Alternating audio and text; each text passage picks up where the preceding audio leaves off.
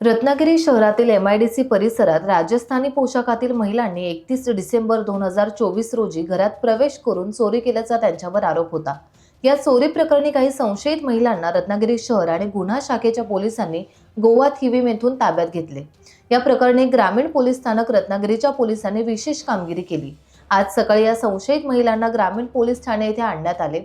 दरम्यान आता या राजस्थानी पेहरावातील महिलांना पोलीस कारवाई करून अटक करणार की त्यांच्या गावी नेऊन सोडणार याकडे जनतेचं लक्ष आहे।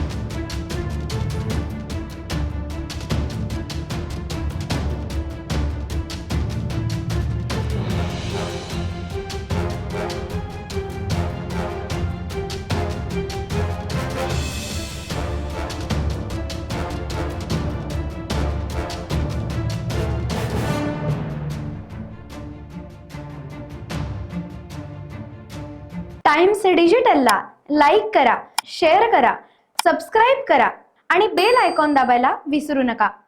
Times digital.